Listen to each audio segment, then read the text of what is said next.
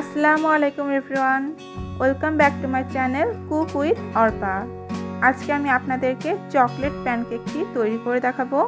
খুব সহজেই কিভাবে বাসায় মজাদার এই চকলেট প্যানকেক তৈরি করে নিতে পারবেন সেই রেসিপি নিয়েই হাজির হয়েছি।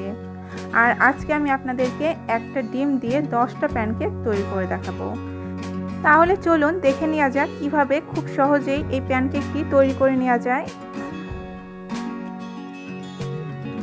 প্যানকেকটি তৈরি করার জন্য প্রথমে একটা মিক্সিং বোলের মধ্যে নিয়ে নিচ্ছি রুম টেম্পারেচারে থাকা একটি ডিম।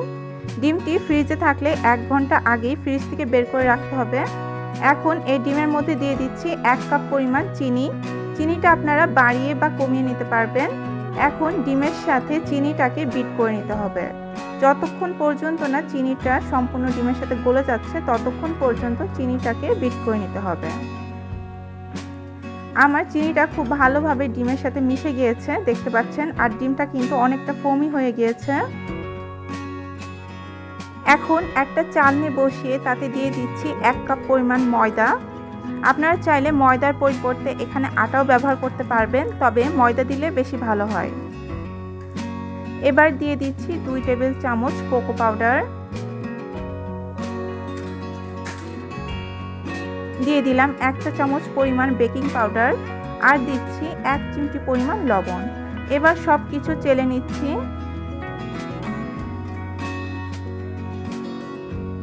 আমি সব কিছু চেলে নিয়েছি। এবার ডিমের মিশ্রণের সাথে ময়দাটাকে খুব ভালোভাবে মিশিয়ে নিতে হবে।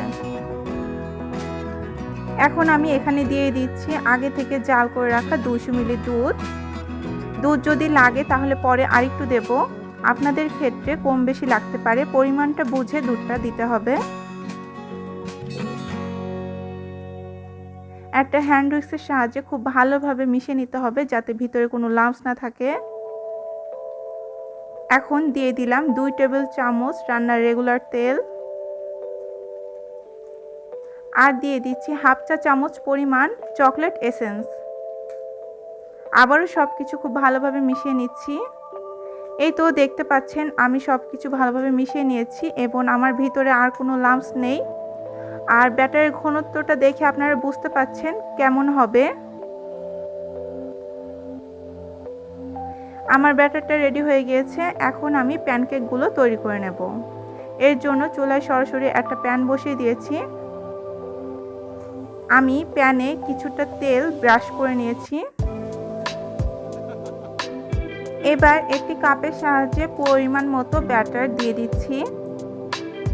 তেলটা জাস্ট একবার ব্রাশ করে নিলেই হবে, পরবর্তী প্যানকেকগুলো বানানোর সময় তেল আর ব্রাশ করতে হবে না।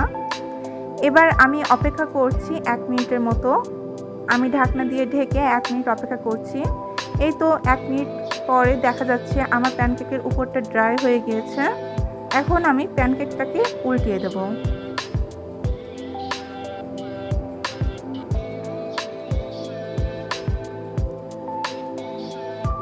আবারও অপেক্ষা করছি 30 সেকেন্ডের মতো। এবার 2 পাশই আমি ছেঁকে নিয়েছি। এই যে দেখতে পাচ্ছেন তৈরি হয়ে গেল আমার একটা প্যানকেক। আমি আরও একটা প্যানকেক আপনাদের তৈরি করে দেখাচ্ছি। আবারও কাপের সাহায্যে পরিমাণ মতো ব্যাটার দিয়ে দিচ্ছি। অপেক্ষা করছি 1 মিনিটের মতো।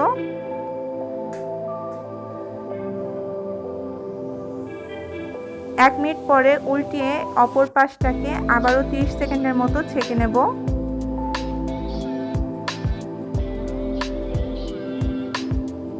এই যে দেখতে পাচ্ছেন আমার প্যানকেকগুলো কতটা স্মুথ হচ্ছে। এই স্মুথ প্যানকেকগুলো তৈরি করার জন্য অবশ্যই চুলার আঁচটা মিডিয়াম লোতে রাখতে হবে, তাহলে আপনাদের প্যানকেকগুলো আমার প্যানকেকের মতো স্মুথ হবে। এই যে আমার সবগুলো প্যানকেক তৈরি হয়ে গিয়েছে, আর আমি একটা ডিম দিয়ে কিন্তু 10টা প্যানকেক তৈরি করে নিয়েছি। এই যে আমার প্যানকেকগুলো কিন্তু অনেক সফট হয়েছে, আশা করছি আপনারা দেখেই বুঝতে পারছেন।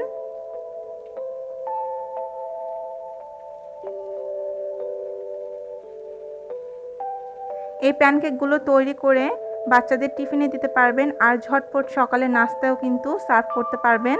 চায়ের সাথেও প্যানকেকগুলো খেতে কিন্তু অনেক বেশি ভালো লাগে।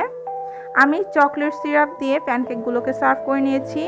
চকলেট প্যানকেক খেতে তো এমনিতেই মজা, তার ভিতর যদি সিরাপ দেওয়া থাকে তাহলে তো এর স্বাদটা আরও দ্বিগুণ হয়ে যায়। আশা করছি আমার আজকের রেসিপি আপনাদের সবার ভালো লেগেছে। রেসিপি ভালো লাগলে অবশ্যই আমার চ্যানেলটি সাবস্ক্রাইব করবেন এবং পাশে থাকা বেল বাটনে ক্লিক করে দেবেন। আল্লাহ হাফেজ।